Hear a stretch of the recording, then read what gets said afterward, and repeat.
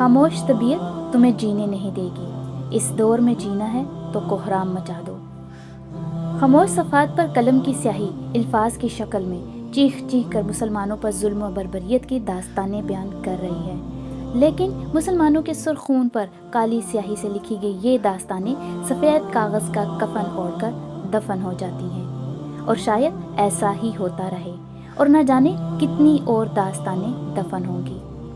Charter of democracy کے باوجود نہ تو اقوام متحدہ کے سوئے ضمیر جاگیں گے اور نہ انسانیت کے نام پر حقوق کا راگ الاپنے والی سینکڑوں تنظیمیں حرکت میں آئیں گی، اور نہ ہی OIC سے جرأت مندانہ اقدامات کی کوئی امید وابستہ کی جا سکتی ہے، کیونکہ امت مسلمہ جو اپنے پاؤں پر کلہاڑی مار چکی ہے، نہ جانے کب اس کے اندر کا درد احساس بن کر جاگے گا۔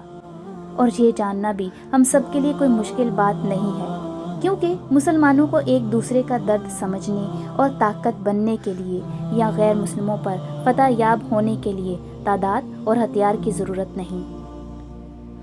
قرآنی تاریخ گواہ ہے کہ تعداد اور ہتھیار فاتح ہونے کے لیے کافی نہیں، یہ سب بھی ہونے کے باوجود شکست مقدر بن جاتی ہے۔ ورنہ کیا نہیں مسلمانوں کے پاس؟ کیا وہ ایٹمی پاور نہیں رکھتے، جدید ہتھیار سے لیس نہیں، یا پھر تعداد کی کمی ہے؟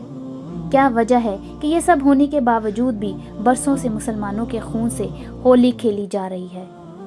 وجہ یہ ہے کہ مسلمانوں کا ایک اللہ کی کتاب کے تحت آپس میں متحد ہونا، نظریاتی اور فکری ہماہنگی ہونا اور ایک مرکز میں اکٹھے ہو کر ہر قسم کی فرقہ وارانہ سوچ سے خود کو آزاد کر لینا مشکل راستوں میں سے ایک راستہ بن چکا ہے، جس مرکز سے تمام دنیا کو مسلم امہ کی جانب سے اتحاد اور یکجہتی کا پیغام جانا تھا، جہاں سے مسلمانوں کی طاقت کا اظہار ہونا تھا، اسی بیت اللہ کے گھر میں مسلمانوں کے 20 فرقے منتشر سوچ کے ساتھ داخل ہوتے ہیں۔ اب آپ خود سوچیں، ایک عام سے گھر میں 10 لوگ الگ الگ سوچ کے مالک ہوں تو اس گھر کی بنیادیں کیسے مضبوط ہوں گی؟ اسی طرح اللہ کا گھر الگ الگ سوچ اور مفادات کے حامل لوگوں کے ساتھ مضبوط اور طاقتور کیسے ہو سکتا ہے؟ ہم خود اپنے ہاتھوں سے اللہ کے گھر کو کمزور کر رہے ہیں، کوئی شک نہیں کہ اسی کا فائدہ غیر مسلم اٹھا رہے ہیں اور ظلم و بربریت کی داستانیں رقم کرتے چلے جا رہے ہیں۔ دل کے پھپھولے چل اٹھے سینے کے داغ سے، اس گھر کو آگ لگ گئی گھر کے چراغ سے۔ ابراہیم سلام علیہ کے بنائے مرکز یعنی بیت کو اللہ نے قرآن میں بیتی میرا گھر کہہ کر پکارا ہے۔ ایسا کیوں؟ کیونکہ جس گھر کے آپ مالک ہوں اسی کو آپ اپنا گھر کہتے ہیں کہ یہ میرا گھر ہے۔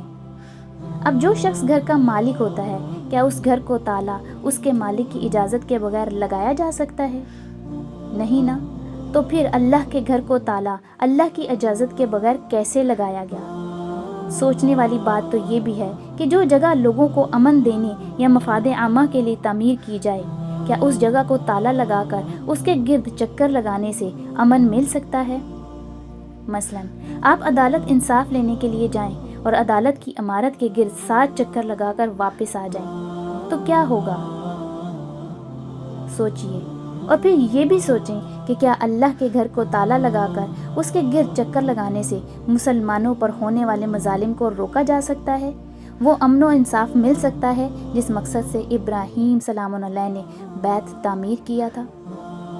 مسلمانوں کے لیے مرکز امن کا گہوارہ ہے، ماں کی گود کی مانند ہے، جس کی آغوش میں جاتے ہی ایسا محسوس ہو کہ دنیا کی کوئی طاقت ان کا کچھ نہیں بگاڑ سکتی۔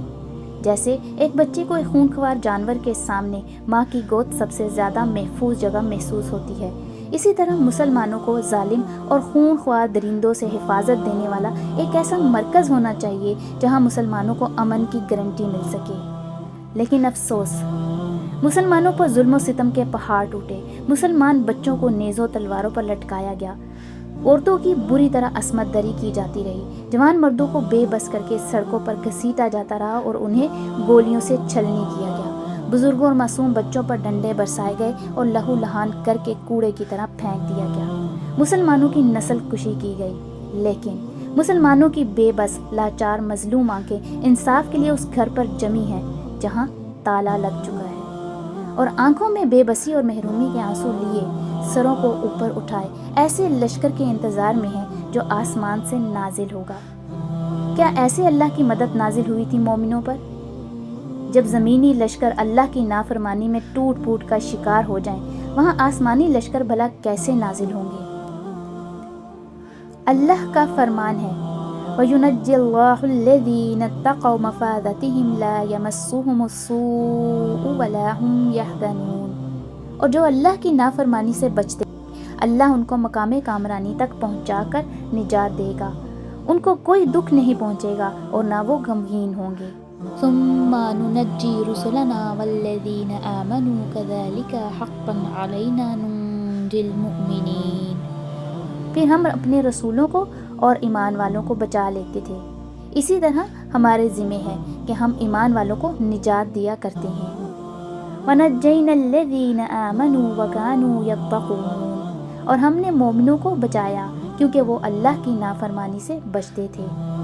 فَأَنْجَيْنَاهُ وَالَّذِينَ مَعَهُ بِرَحْمَةٍ مِّنَّا وَقَطَعْنَا دَابِرَ الَّذِينَ كَذَّبُوا بِآيَاتِنَا وَمَا كَانُوا مُؤْمِنِينَ۔ غرض ہم نے ان کو اور ان کے ساتھیوں کو اپنی رحمت یعنی قرآن کی وجہ سے بچا لیا، اور ان لوگوں کی جڑ کاٹ دی جنہوں نے ہماری آیتوں کو جھٹلایا تھا اور وہ ایمان لانے والے نہ تھے۔ ہم سب کے لیے غور و فکر کا مقام ہے کہ ایک مرکز کے ہوتے ہوئے مسلمان بے بسی کی تصویر کیوں بنے ہوئے ہیں، کس کی جڑیں کٹ رہی ہیں، کون کمزور ہو رہے ہیں اور کون اللہ کی آیات کو جھٹلا رہے ہیں۔ قرآن کو چھوڑ کر اگر مسلمان یہ سمجھتے ہیں کہ وہ ایک طاقت ہیں تو یہ ان کی بھول ہے، کیونکہ مسلمانوں میں اتحاد اور اخوت جیسی قوت اللہ کی رسی قرآن کو تھامنے سے ہی پیدا ہوگی۔ اگر ابھی بھی ہم نے ہوش کے ناخن نہ لیے تو پھر ہم نے یا تو قرآن کو سمجھا ہی نہیں یا پھر جانتے بوجھتے ہوئے اللہ کی آیات کو نظر انداز کر رہے ہیں۔